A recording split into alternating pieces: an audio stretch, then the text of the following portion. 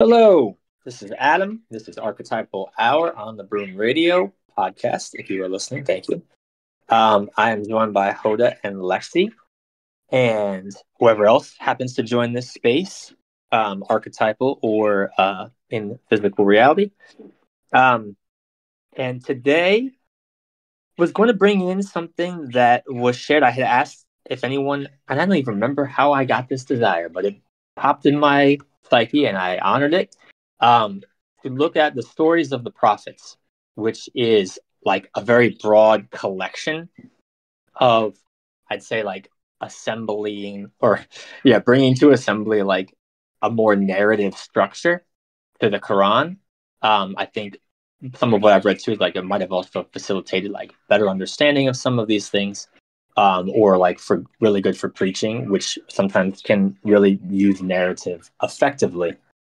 And so this particular translation came from a Broom member named Sai, which I'm really thankful for. He dropped it in the Islamicity channel, in the Sharia Way category. So you can do a search and you'll find it there. But I'm really grateful. It's really interesting. And I'd never heard, like I've heard basics and I have not read it myself in the Quran. So I really appreciate anyone that bring in that perspective.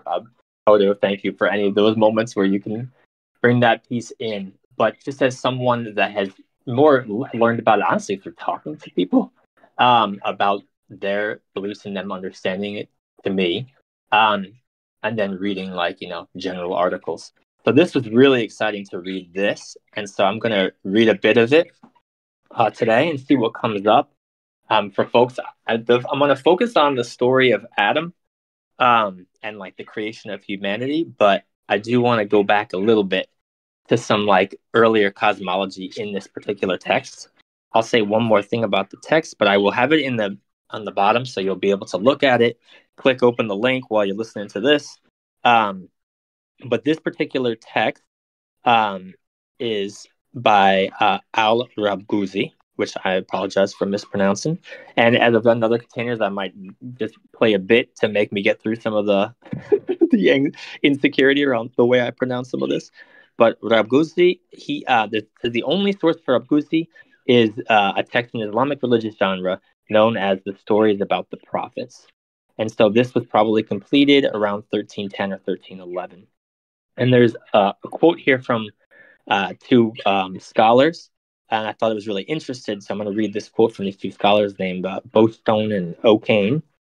Though inspired by Arabic and Persian predecessors, Rabghuzi's compilation of the stories of the prophets has a distinctly original quality with regard to its content and style. It is true that the Quranic material on the prophets and Quranic exegesis form the basis for the work, and Rabghuzi certainly had a firm command over the subject matter. But popular stories, epic themes, and a fair amount of poetry have been integrated into the text as well. In view of the directness and the relatively simple structure of the work's language, one can well imagine that Rabghuzi's Qiṣaṣ must have been useful as a source book for preachers.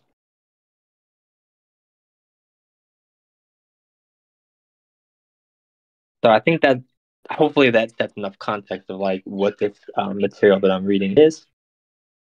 Oh, yeah, anything coming up for you before I get into any of this reading? A guidebook for preachers. Yeah, that's kind of one. I think that gave me some good context. Yeah, no, I was saying that I'm kind of excited to see where Rabghuzi takes us with. I've never read this text before, so I'm excited. It feels like we're going to get into, my senses is that like probably some like behind the scenes exegesis on the stories of the prophets, which according to my gnosis in Islam from Quranic literature is pretty like solidified, and like in other words, like the wisdom of the prophets, the stories of them are pretty crystallized. So I'm excited to kind of get this narrative poetic take on it. And thank you for bringing it into this container too. Thank you. I'm really excited too. Thank you so much. Okay, so I'm going to start actually with the very beginning piece of the creation of the angels, the jinn, and the human race. Know that the Lord, and this is a translation, so there's a lot of Lord here and less Allah.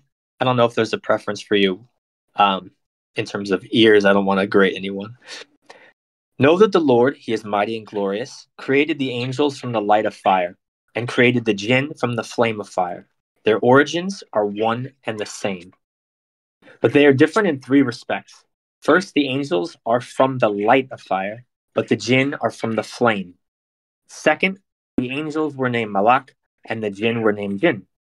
Third, the abode of the angels became the high heaven, whereas the jinn stayed on earth.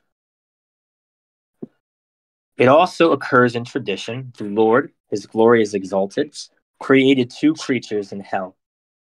Now, this is where it gets a little like, there's some interesting details in this section. So I want to pause just on that other piece just to see if we want to say anything about the angels are from the light of fire, but the jinn are from the flame.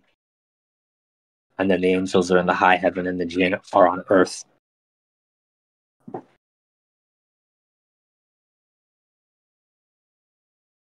Oh, it says that's interesting.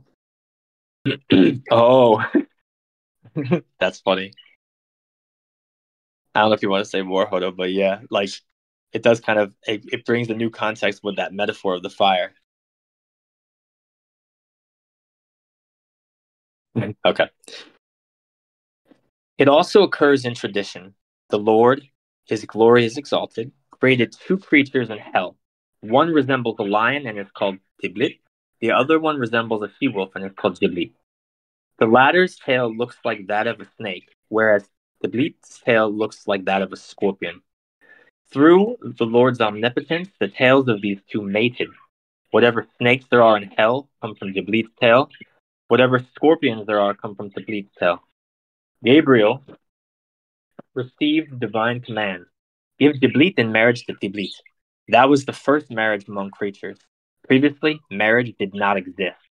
So that's also interesting too, that the sort of first marriage exists in hell between these two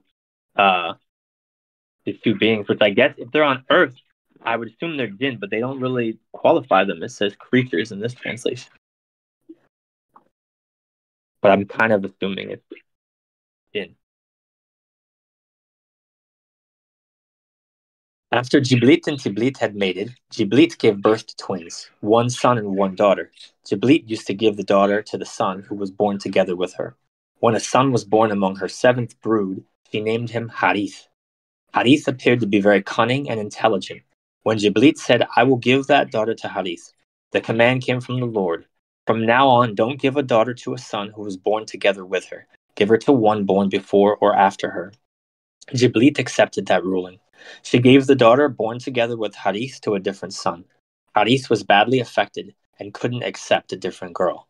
He sat down in a corner in hell and occupied himself with worshiping God. After Harith had worshipped for many years, the Lord, he is mighty and glorious, elevated him from the fifth layer of earth. After he had also worshipped much there, God elevated him to the sixth layer of earth. Then he had worshipped like this in each layer of earth. God raised him to this world. In this world, he worshipped so much that from east to west there was no span of earth left where Harith had not prostrated himself. Thereupon the Lord, he is mighty and glorious, raised Harith to heaven. When he had also worshipped much there, God raised him to the second sphere of heaven. In this manner he ascended to the seventh heavenly sphere. When God then led him into paradise, he became the chief of paradise. He became the master of the angels. His name was changed from Harith to Azazel, or Azazel. Whenever he wished, he entered paradise, and whenever he wished, he ascended to heaven. By then, he had lived 3,000 years since being born from his mother.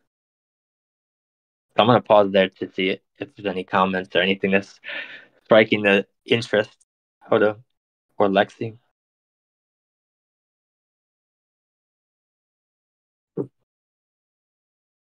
Mm-hmm.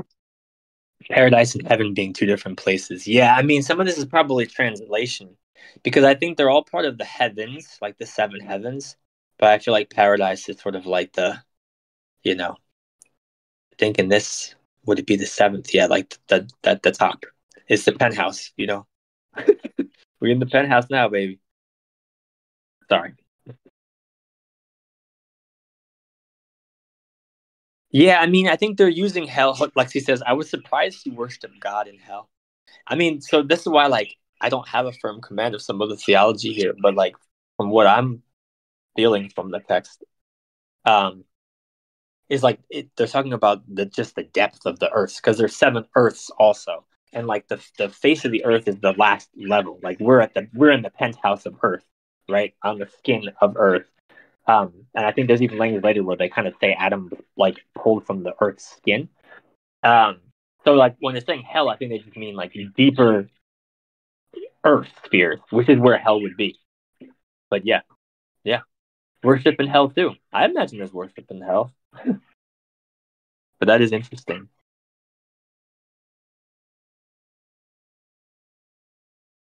Okay, I'm gonna keep going. And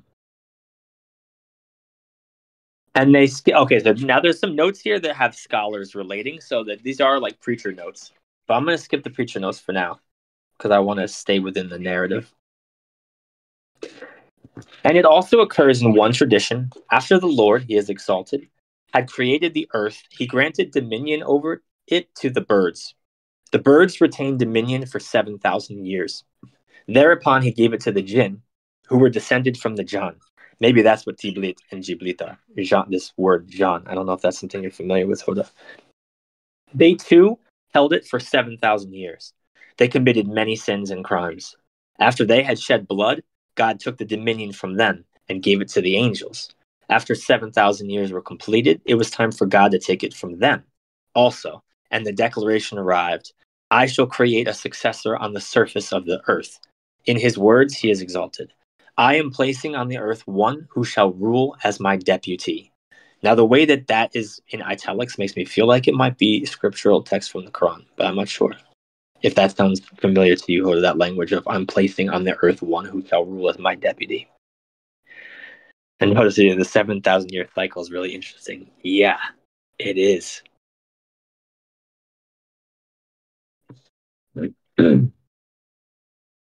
And so, yeah, so the jinn are taken out, and then the angels are told that their time has been completed. And now there's going to be a new successor. When the angels heard these words, oh, sorry, Hoda, I just heard you come off mute. Oh, no. What did I hear? Yeah, I had a question, but I will wait until you next section. No, I want to hear. Okay, you want me to just? Yeah, this one paragraph, and then. Okay. When the angel heard these words, they were grieved and said, "My God, on earth you are creating wicked people and shedders of blood. Are you going to take dominion over the earth from us, who praise you and exalt you and sanctify you and give it to them?" The words came down. I know, you do not know. In his words, he is exalted. Quote, I know what you do not know. End quote.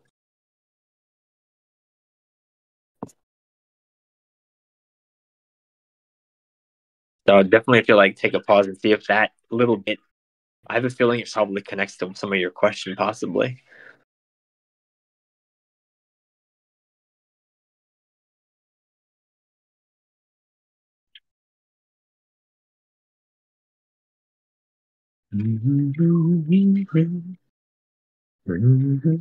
I'll just typing, so I want to make space for it.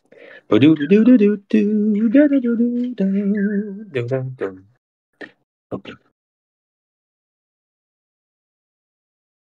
But yeah, it is interesting. Like, first the birds, then the jinn, who committed sins and crimes, then the angels, who seems like things were going well, and then a period has been completed, and God says it's time for successor, and they're like, what?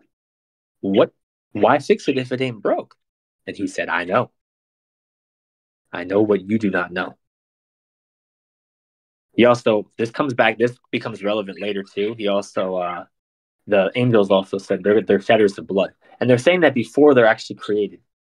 You are creating wicked people and shedders of blood. So they're kind of like, they're projecting a little bit. I'm reading from the chat here. I was wondering about God or the one in this instance, changing the guards for the areas on earth that were to be watched, cared for. Yes, the idea of succession.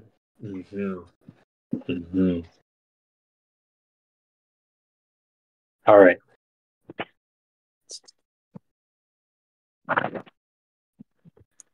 Okay, now this starts the section of the story of Adam the pure, peace be upon him. And I made some jokes in the Islamicacy about like, damn, I really wish I got this Adam, because when I went to CCD, which is like Sunday school for Catholics or Catholic doctrinal teaching for children, this definitely ain't the Adam I got. Like, especially this starts with like this very like effusive introduction, which I will read because I'm being selfish because of the name, and I feel like trying to make up for like, damn, I wish I kind of was maybe born in an Islamic context, because I feel like I would have had a little less guilt than it felt like it came with the name. You know what I mean? All right. Sorry for that aside. The story of Adam the pure, peace be upon him.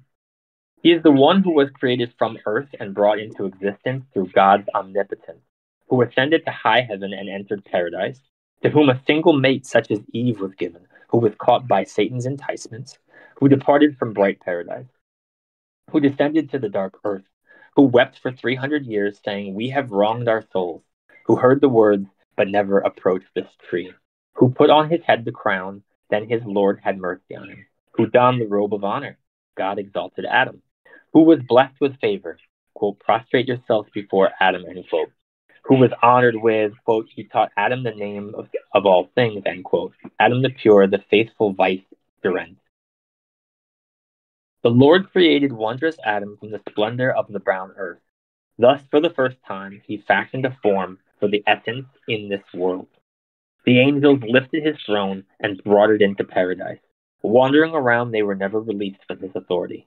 He and his mate Eve enjoyed happy prosperity together. They drank the drink of paradise and ate of the plums. He possessed the knowledge of the names. He pronounced the words clearly. He uttered them in all languages, in Arabic, Persian, and Turkish. There he dwelt for 500 years, enjoying himself with his mate. He drank juice from his goblet, ate food from the table. He mounted the horse of paradise and roamed about paradise's circumference. He wore a mantle over his shoulders and a cap on his head. I mean, they take dude for a ride, okay? And then here, through a trick of Satan, he went astray, and then brooded all alone. He ate 2 grains of wheat and departed from the realm of the 8 paradises. So this is like the intro, and I love how the intro ends with, because it sounds all good, right? Like, oh, okay. And then this last one, through a trick of Satan, he went astray, and then brooded all alone. He ate 2 grains of wheat and departed from the realm of the 8 paradises. I wanted to highlight the brooding because, like, the sadness of this character is really strong, and it's not something that, like, I had really ever come across.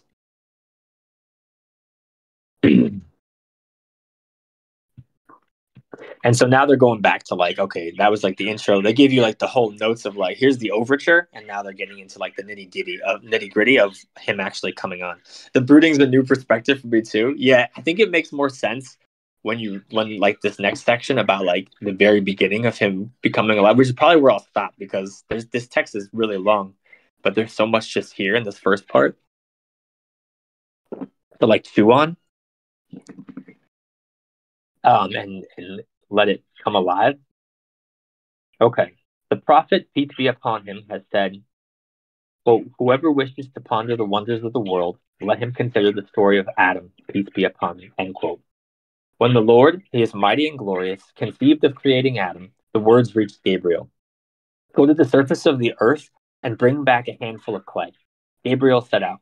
And when he went to take the clay, the earth pronounced an oath before him and said, "Don't take clay from me." Gabriel respected the oath and didn't take any clay. The Lord sent Israfil before him as well. The earth uttered an oath. He didn't take any clay. After that, the Lord sent Michael before him as well. The earth uttered an oath. He didn't take any clay either. Next, he sent Azrael, and the earth also pronounced an oath before him. Azrael said, "The command of the Lord, he is exalted, is dearer to me than your oath." And from every part of the earth, he took 1 handful of clay. Azrael's like, "I got my instructions, and I'm going to do my task, okay? Sorry, earth." So Azrael said, "The command of the Lord, he is exalted, is dearer to me than your oath." And from every part of the earth, he took 1 handful of clay. From east to west, 40 spans of earth were collected. Then from the majestic presence, there came the words, "O Azrael, it would appear you are very stern-hearted. Thus, I have ordained the following. I shall have you collect the souls of all living beings." which also to me, I can't help but feel like a fun little sync for coming across this text after we were talking about Yama last week in this space. The one who collects the souls in that lineage. As for the clay, some of it was pure. Some of it salty. Some of it was black and white. Some of it sweet and bitter, yellow and green, red and blue, hard and soft, clean and unclean, tasty and tasteless. It was composed of all these properties. For this reason, the children of Adam do not resemble one another. Some are pure and others dirty. Some are ill while others are not. Some are white and others black. Some are yellow and others red. Some are good and others bad. Some are sweet in their speech, others bitter. Some are stern of heart, while others are gentle in this respect. Azrael set the clay down between Mecca and Taif at a place called Dana. For 40 years, this is where the sadness comes back here. For 40 years, rain fell on the clay. For 39 years, the rain of sadness poured down. For 1 year, the rain of happiness. So 40 years of rain, 39 sad, 1 happy. Thus, Adam received more sadness than happiness. After 40 years, God, through his omnipotence, formed a figure out of clay, its head pointing towards Taif, its feet towards Mecca. And then there's some interesting notes here, anticipating questions of why that order? Why Mecca and Taif? Which I'll skip for now. It also occurs in tradition. One day, Satan descended from heaven with 70,000 angels and went to Adam's clay form. He tapped with his hand on Adam's belly. He saw that it was hollow. And it's interesting that this translation says Satan, because I think this is where you start to see the beginnings of this transition. But it is interesting because I think at this point he still hasn't really technically fallen yet, at least in the way that this narrative is phrased. It's happening before. It also occurs in tradition. One day Satan descended from heaven with 70,000 angels and went to Adam's clay form. He tapped with his hand on Adam's belly. He saw that it was hollow. He told the angels, it would be easy to lead him astray. He went on, if the Lord, he is mighty and glorious, were to give him power over you, what would you do? They all said, we would submit. Satan said, I swear by God, if he gives him power over me, I will not obey him. And if he gives me power over him, I shall destroy him. This means, if the Lord, he is mighty and glorious, were to give him power over me, I would not obey him. If he were to give me power over him, I would kill him. It is said Satan became an infidel that very moment. In his words, he is exalted. He became an unbeliever. After yet another 40 years, Adam's spirit receives a command. Enter Adam's body. The spirit halted above Adam's head. It refused to enter, saying, I am a translunar being. How can I enter a sublunar being? I want to pause there for a second because that, I read that and I had to go sit outside for an hour. So I'm just curious what, if any, that brings anything up for you, Hoda, about his spirit refusing to get in the body and being but I'm a translunar being. How am I going to enter a sublunar being? Because that is very interesting language. This is my jaws on the floor. When I heard that, I was that is some deep wisdom right there coming through. And aligns with so many things I feel like we've talked about in these spaces.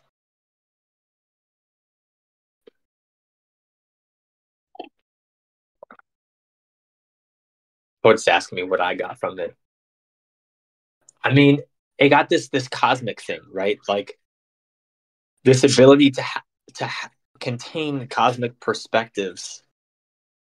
So when I see translunar, I'm thinking outside the moon, essentially. And I guess my closest analogy and my own sort of understanding of this stuff is how I'm a really interested in the nakshatras and working with the nakshatras, the fixed stars, to sort of inform the zodiac. And the nakshatra is a Vedic term, but this idea that the moon is sort of this, I don't know, a gate maybe in some ways, but that there's this connection between the moon and the space beyond the moon and what access there is. And so what was coming up to me was just that the first pain of this process is taking this cosmic consciousness and housing in something that is contained sealed in a way that I guess maybe, I don't know, makes it difficult,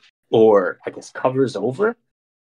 That part, I don't know. I'm not even coming up with words now, but that's what really came up for me, Hoda. I hope that's helpful enough. And I would love to hear like what's coming up for you.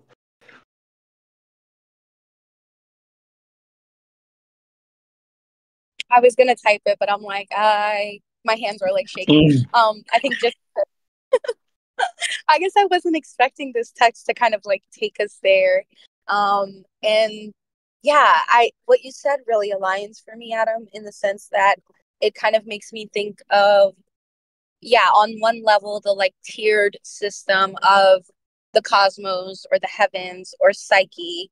And I think that this ties it together beautifully. But the etymological difference, what really is being sparked for me right now, especially after what you said, is like just the etymological difference between like translunar, so like the prefix of trans, and then like sublunar. So like translunar and sublunar, to me indicate or communicate this realm of like a lunar repository where like you said, like there's things that are in particular realms, whether they're lunar or Martian or whatever. But it actually really aligns with like the way that also I experience the cosmos, where I won't necessarily say that I can place like what spirits and who does what and what does what, but just that moment where Adam's spirit is in this text speaking to like the difference maybe materially or substance wise between Adam in his physical form and then Adam in his like vaster self form. It just, yeah, it brings up a lot in terms of like oversoul mathematics, incarnation stuff, which I won't get into now, but I'm really like, I don't know, I'm kind of impressed that this is even in this text. I'm not gonna lie, so I'm really glad that it came up. So thank you. Thank you. Oh, thank you so much. Yeah. And yeah, I love what you're saying. Like, it really did surprise me. It really surprised me how lined up it feels, and how, yeah, of all places to show up, it's sort of like kind of deep metaphysics stuff. So I'm going to continue. So it says, the spirit halted above Adam's head. It refused to enter, saying, I am a translunar being. How can I enter a sublunar being? Gabriel, peace be upon him, arrived and said, O dear spirit, enter in the name of the Lord. He is mighty and glorious. Upon hearing the Lord's name, the spirit went in. It has come down in another account. The spirit entered Adam's head and roamed about there for 200 years. Then when the spirit entered his eyes, the eyes came to life, and Adam saw his own face. It was created from black clay. The Lord first created his eyes so that he could witness his, capital H, his omnipotence. When the spirit reached his nose, he sneezed once. Gabriel received the words, keep safe the snot which came out of Adam's nose. Then, before Gabriel had completed this task, the spirit arrived at Adam's mouth. A divine inspiration arrived, and the mouth pronounced, praise be to God, the Lord of all men, which is in quotes, so I think this is scripture. The Lord, he is mighty and glorious, has declared, quote, your Lord will have mercy on you, and in accordance with this I have created you, end quote. This means the Lord will have mercy on you, therefore I have created you. When the spirit then went to his chest, Adam felt agitated and tried to get up. He couldn't get up. For that reason, the Lord, he is exalted, has declared in his words, he is exalted, quote, and he created man's nature impatient, end quote. When the spirit next reached his stomach, the stomach wanted food. The spirit spread out inside him. Bones, flesh, skin, veins, and muscle appeared. Adam started to move. His skin was extremely beautiful. Its brightness increased day by day. After Adam had committed his error, that skin was peeled off, and his present skin appeared. A hint of that skin has remained on the fingertips, that question that makes up our nails. Whew. So, I also like the anatomy This, like, to me, like, because I feel like subtle body anatomy has been coming up a lot, and to me, this is what this feels like a really, yeah, like explaining some of the subtle anatomy and how it relates to this transition from spirit to humanity, at least for me.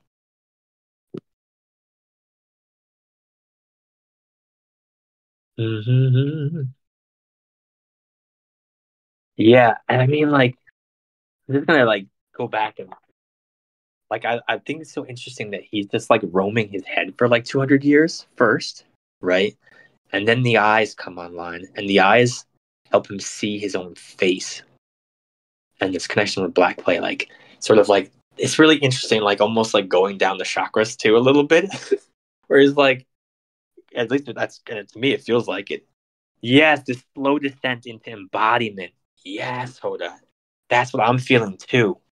And I find it so like refreshing to talk about it this way because I feel like it just adds so much more understanding of like we were joking last week about Yama like giving us like the user manual. Like in some ways, like these are also like to me these beautiful wisdom that's left behind on like the subtle anatomy and the importance of also remembering that the spirit has its own kind of relationship with our anatomy and that's not nothing. That's actually everything in many ways because it's how we're coming into the world in both like we as individuals, but according to these texts, we as a species, as an entire entity that is human. And that's one thing I always loved about like the name Adam, at least from my understanding of it when I first heard it, that it was like, at least when I was first taught like where it comes from in Hebrew, that the name could mean like a man, or it could mean like humans, or it could mean like earth or dirt, soil. And like that combo, that threesome always like really like meant something to me with this name. And I feel like in this case, like we're getting this other dimension to it that really speaks to the humanity piece for me. Especially the way that this literature, this text like brought together like all the parts of Earth. Like it's really inclusive in a way that honestly, like the text that I had read from Genesis did not feel inclusive, but like a set apart a little bit. And this feels much more like I don't know. It feels like a really warm to me. I'm wondering if that's bringing anything up for you, Hoda or Lexi.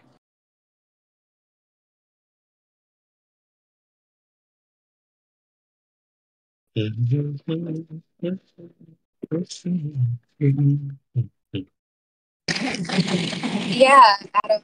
Um, it's just interesting because I feel like for me, what's coming up is like as someone who wasn't I'd never read this particular text specifically before, but somebody who was introduced to and kind of like speaked into Quranic exegesis. Even reading this gives me like a different perspective. I feel because of like just all the other work that me and other people in the room are doing with like cross-referencing these lineages and sort of um seeing, I guess you can say, I always talk about building bridges, but for me, this doesn't feel like a bridge building text. This is like expanding some um, very common Garden of Eden lore for me. And I also really appreciate, again, how this zooms into Adam's experience from many different bodies, from the perspective of his like subtle anatomy, like you mentioned, from the perspective of his emotional body, as you know, the text speaks to his brooding. And so I also really appreciate this practice, I guess you can say, and that I'm really glad that you're kind of like introducing this style of exegesis that to me is like enlivening and humanizing the idea of prophethood altogether, and that um, and also I guess yeah, just that also that descent into embodiment. I feel like it's very universal. Like it's something that um, probably most people interact with or deal with, even without a spiritual lens. So it just yeah, it's some really like salt of the earth, down to earth magic happening for me in this text. So I really appreciate it. Down to earth magic. I love that.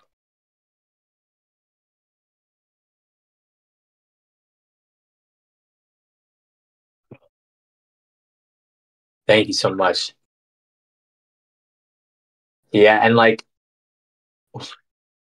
it's kind of funny too because like the place that I was gonna jump to is also like what happens with the fall or like right before the fall. I don't even think what I'm gonna get. I haven't even read the fall yet or like the so-called what I'm called the fall. I'm curious like actually how this text treats it. But I this part where Azazel refuses to bow feels really important for me because I feel like we've been talking a lot about relationship with the unseen.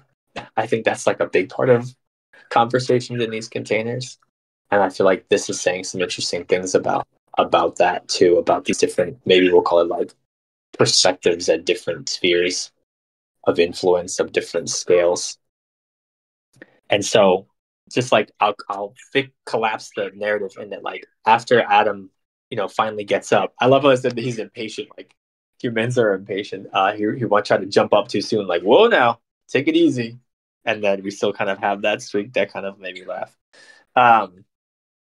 But so what happens is like they raise him up like a king. Like he's on Earth, and then they take him all the way up through the heavens, like on a tour, like a grand tour, all the way through the heavens, and he goes up into paradise. And so now Adam's in paradise, and then also he gets kind of lonely in paradise because no one's like him.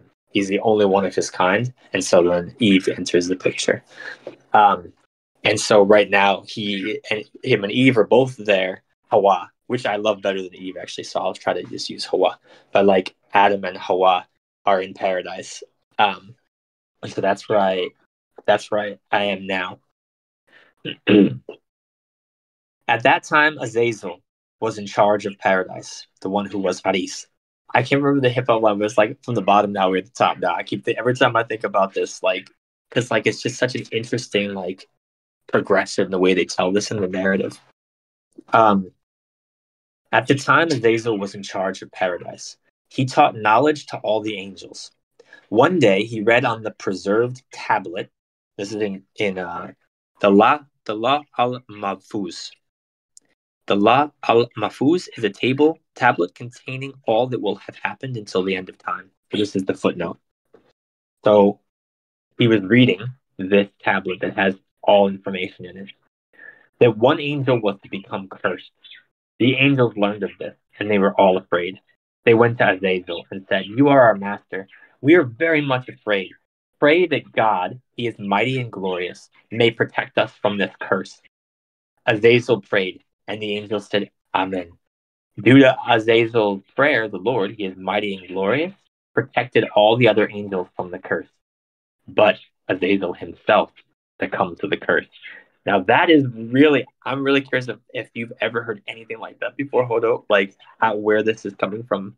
But that is very interesting to me.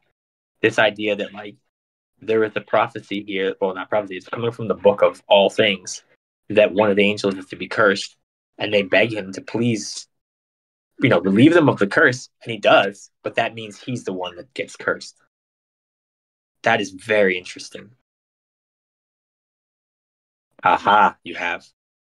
Okay, I'm glad to hear this is not like outside of anything, because like to me that is massive. And a divergence from like the way that I was taught.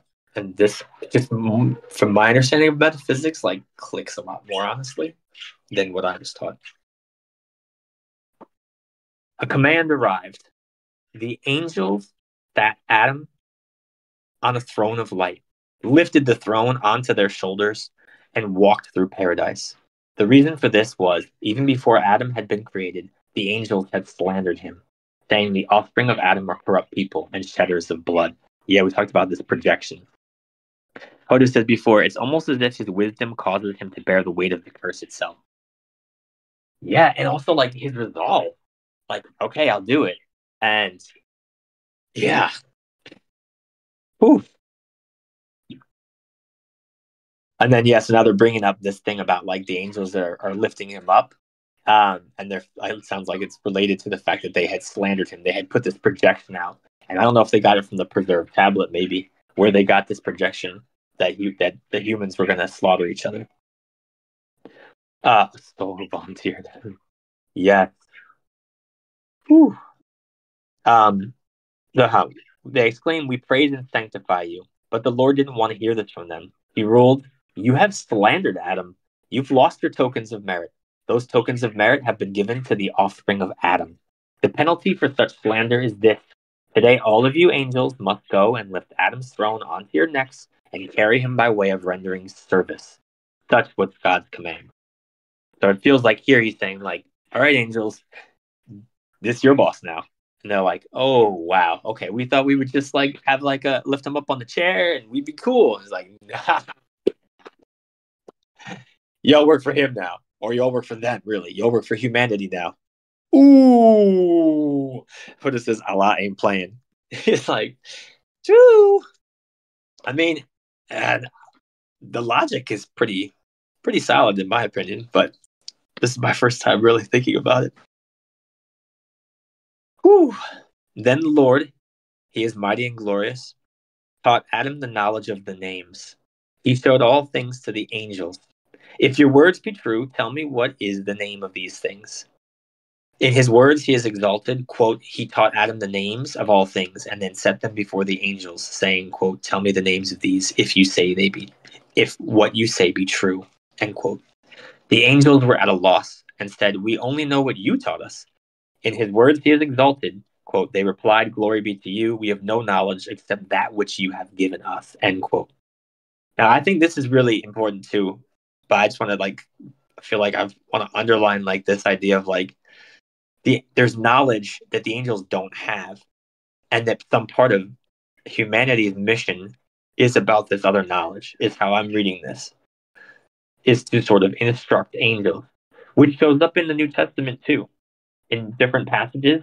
One of my favorite passages is when Paul, it says he's basically having one of his pity parties a little bit. I've been, what I've been through? He kind of does the martyrdom thing for a second. Paul gets on the soapbox I've been through hell, folks. And he's I've been put in the arena as a spectator for all of humanity and for all of the angels.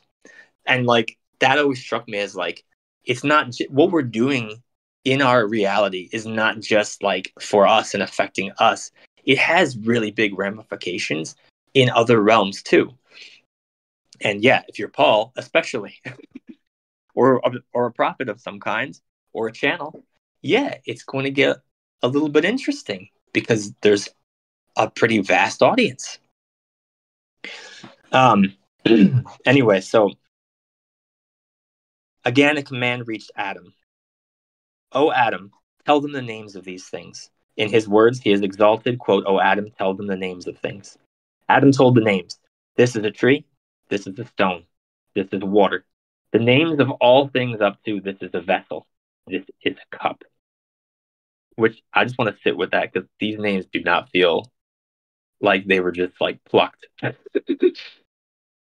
Adam told the names. This is a tree. This is a stone. This is water. The names of all the things up to this is a vessel. This is a cup. Yeah, I'm just curious if anything is coming up for you. Hoda. Tree, stone, water, vessel, and cup. Hoda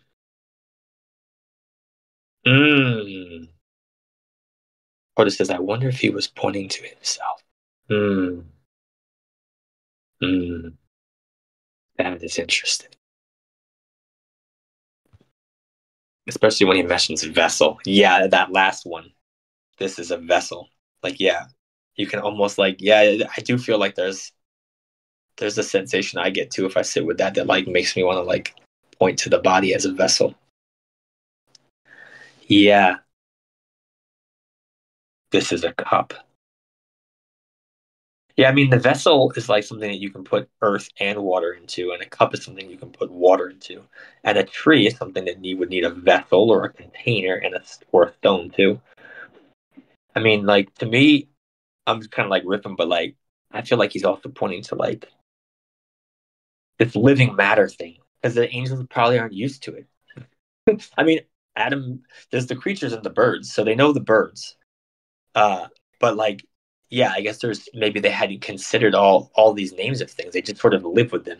And I think that also goes to a lot of what we talked about, like the nameless and the importance of the nameless. But here it's also saying like, well, this is a distinct part of humanity, is the names of things, is the distinctions, because other realms of spirit maybe don't really give a shit about distinctions. It's just one thing. But humans do. And now maybe that's gotten a little out of control.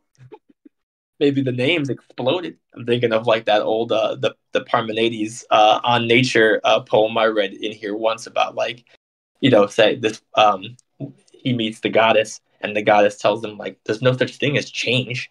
That's just an illusion. Y'all, created change when you created names and all this other stuff, but like you don't necessarily need to distinguish all these things. It just is. Lexi says, my brain doesn't seem to process these kinds of texts, so I've just been channeling some movement. Yeah, I feel like that. Honestly, like I feel like the channeling movement is probably the processing that's happening. And these texts are ridiculous. And I do apologize if I'm like coming at it strange context as we talk, because I have sat with this before. Okay. Movement. Yes. Mm. Mm. Yeah, I mean, so we've got the names here. Then came God's words, O angels, did I not tell you that I know what you do not know? Going back to that, that was what he said in the beginning too. Like, I know what you don't know. When they ask him, what? Why are we not going to be in charge of Earth anymore? Like, what was broke? This got to be fixed. And I feel like something has to do with these names. That's what's coming up for me when I'm reading this text. Or something has to do with knowing and the nature of knowing. He is exalted, quote, truly I know what you do not know. Now it has been made known to you that Adam possesses knowledge, whereas you are merely my servants. In my presence, one knowledgeable man has more virtue than 1,000 servants. Whoever is a servant must serve a knowledgeable man. And I'm going to stop saying Mannix. Let me go back and do, Now it has been made known to you that Adam possesses knowledge, whereas you are merely my servants. In my presence, one knowledgeable person has more virtue than 1,000 servants. Whoever is a servant must serve a knowledgeable person. He must be the master and you the servants. Prostrations must be performed before them. You must perform the prostrations. Prostrate yourselves before Adam. In his words, he is exalted. Prostrate yourselves before Adam. All the angels prostrated themselves. In his words, he is exalted. Quote, the angels, all of them, prostrated themselves together. End quote.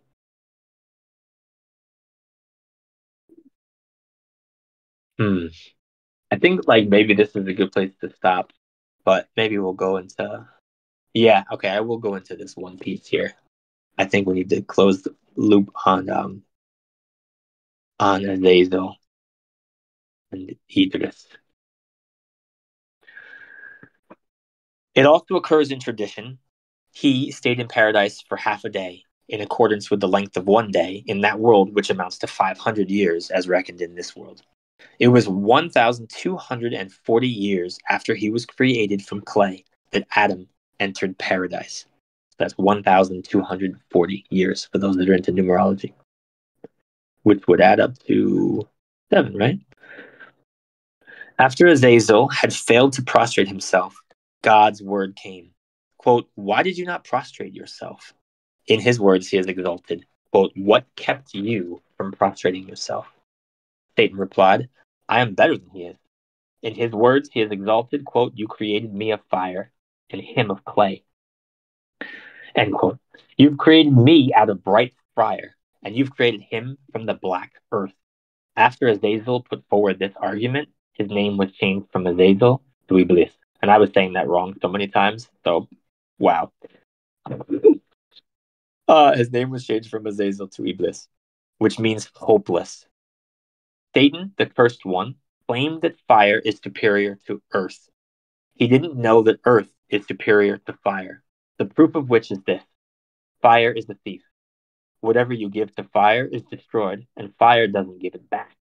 But if you throw a handful, and this is like in quotes to say it's not here, but the translation felt like it was needed to add.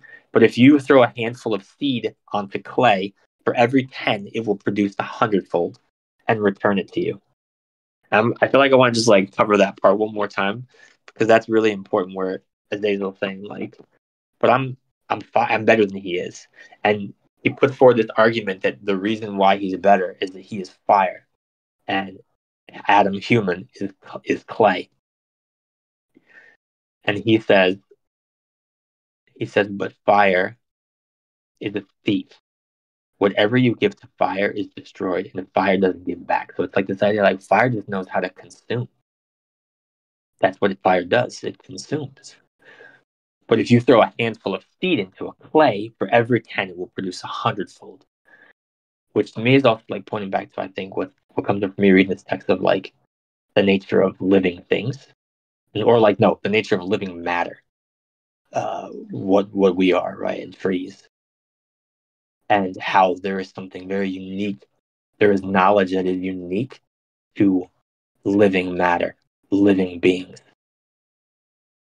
I'm wondering if that's landing with anyone else, but like this argument really drew me to that sensation. Hoda says fire, clay, beef, huh? Yeah, no, honestly, Adam, that was coming up for me, like on a most like basic principle level where I'm like, I can hear what I hear is like a spirit form speaking to like a physical vessel or addressing a physical vessel and being like, I'm better than that. And it's like, if I was in that conversation, it feels like sometimes when I'm talking to my like middle school students and they're like, well, I did and I want, and it's like, okay, wait a second, both of y'all can get what you want.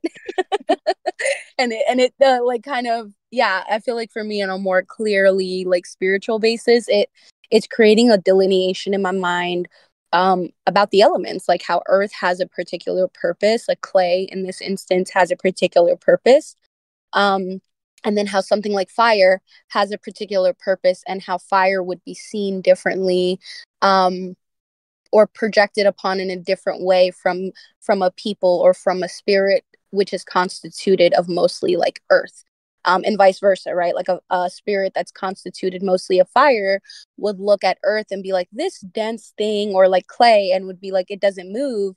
And so it kind of feels like, yeah, it feels like these conversations are happening through these like moments and these like scriptural moments. But yeah, it definitely speaks to like almost like an elemental constitutional evolution happening, where either spirit, yeah, like we talked about earlier, spirit descends into matter, and also has to kind of, yeah, like when spirit descends into the body, it's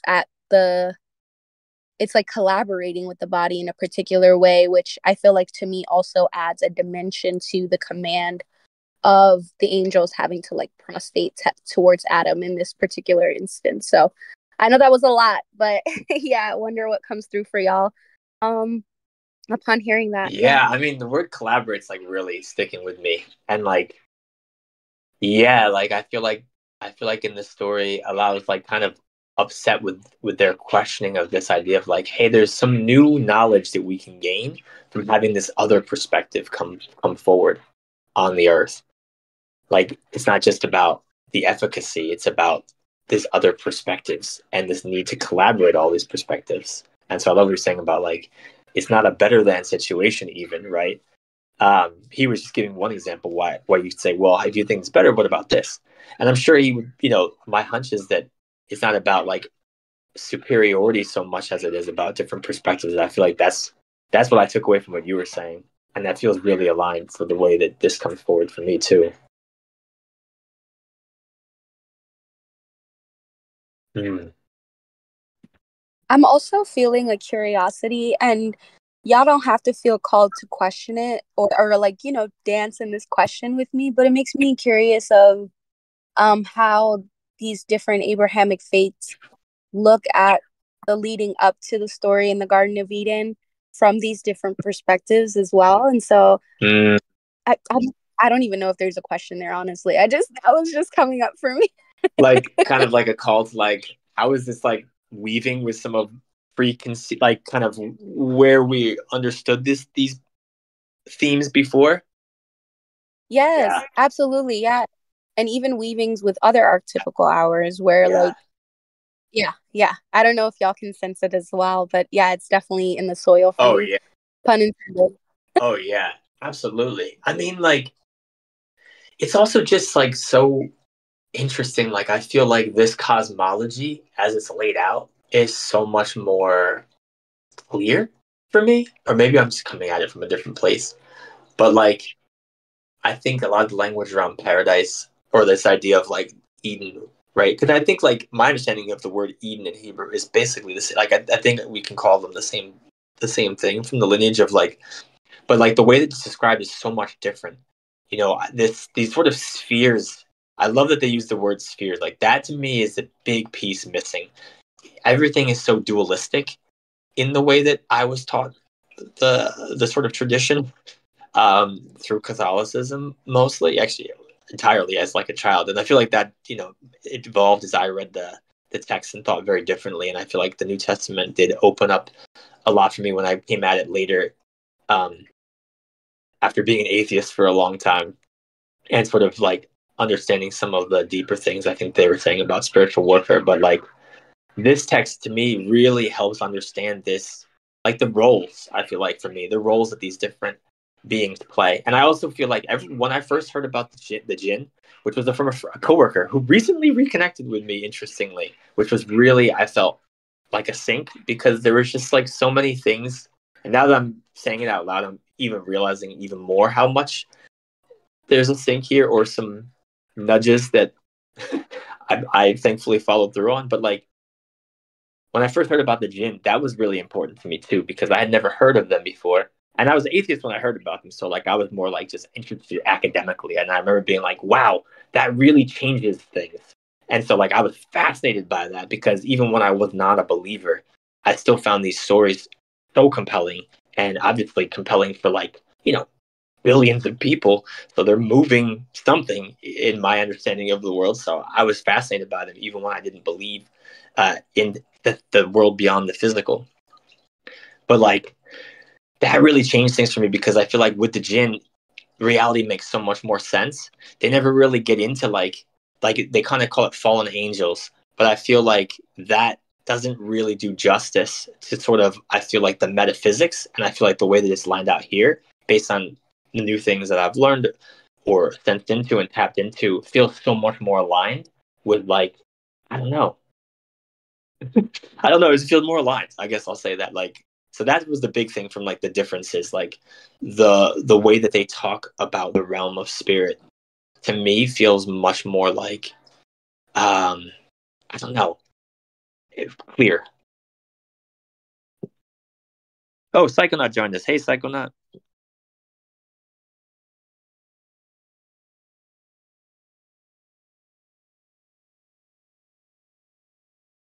We were just talking about this the stories of the prophets, which is like taking the Quran and kind of putting it into a narrative form, if you will. But then this particular author like does add some poetic notes, but it seems like it's pretty well aligned, and it seemed like it was maybe for the purpose of helping to teach and tell these narratives in teaching, just to catch you up. But yeah, I'm curious. And we were also like talking about like the weaving of how Eden and paradise and Adam, and the story of Adam and Eve, and and Satan is lining up with like how we kind of already came to understand those things.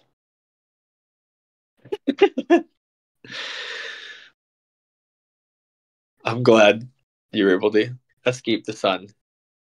I do appreciate that, like, as someone, so in the chat he says, my pasty Irish ass needed a break from the sun. And as someone who also has a pasty Irish ass, I will say, like, I definitely get that completely. But I will also say that, like, just this week was the first day I'd come inside and like could feel the sun on my face, and like I had, and I was so happy. I was like, oh, I haven't felt that like really pleasurable sting of like, yeah, that was a lot of sun, and yeah, for this old skin, I'm lobstering. Been there before. Okay. And funny enough, the skin had come up in this text too. That also we just get the sense that there's an earth. I think also in Genesis they locate Eden in literal geography, and that seems really important here. And maybe they do that in the Quran or not. I don't know. But here they're very clear that like Eden is not a place that's on this layer of earth, which would be the seventh layer of earth according to this like metaphysics. Like here it's saying very clearly that this earth that Adam was created, the human was created out of, was coming from every corner of the earth, from all of it. And that also is very different. And I think we mentioned that before in terms of still thinking about your question, Hoda. Let me just add space for anyone that wants to jump in. And I know Psychonaut's kind of hard to comment on the text.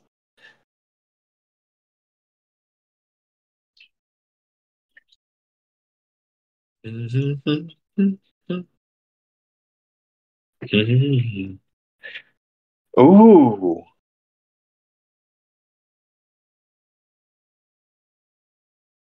Yeah, I'm curious if you want to say anything more.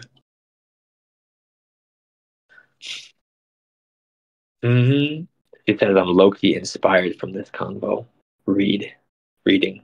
And like this word inspired came up recently for me too. Like I just happened to look up the etymology recently of like breathe into.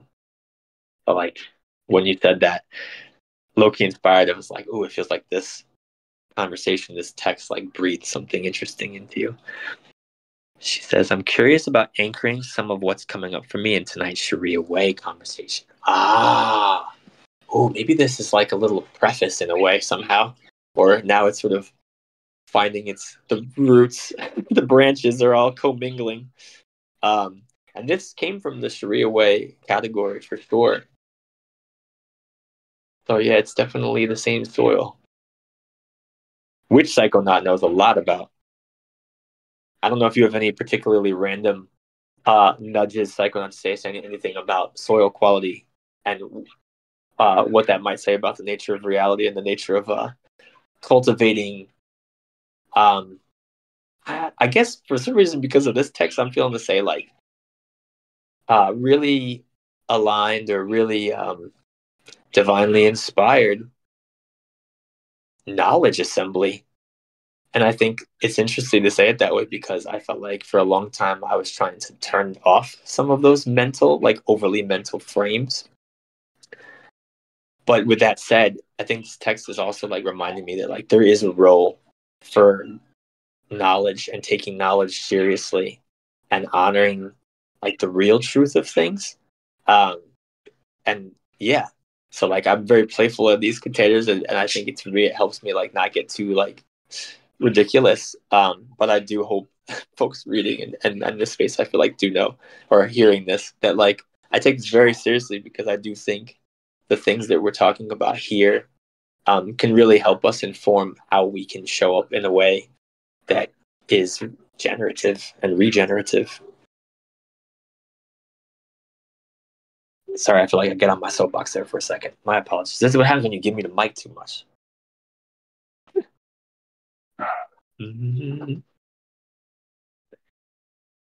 Well, it's about that time, and I feel like maybe there's a lot that's settling, and I feel like a little bit unfair, like just like last week with Yama, because I got to sit with some of this text before sharing it.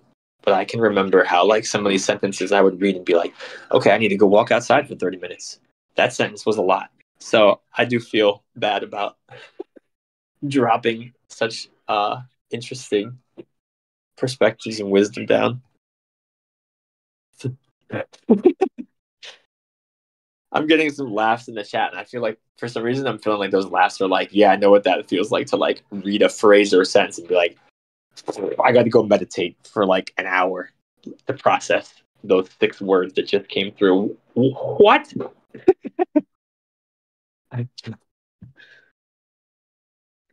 Well, thank you all. I'm really appreciative too. For those that have joined me live, especially, like, this is so much fun sharing this time with you all. And for anyone that's listening or made it to this point, I'm very thankful that you're here with us too. And I hope that you drop some shots in the comments, or I hope you're probably already a member of the Broom, but if not, that you'll join the Broom so we can talk about it and chop it up on the server, and hopefully have some really beautiful new threads for us to, to find more joy in life, is what I'll say right now. To get married, that's the other thing. To marry life in a really intentional way, because I'm saying that jokingly in this text as a sign off, because Hawwa means life or living, and I think it's important that humanity marries living. So, talk to you soon. Bye.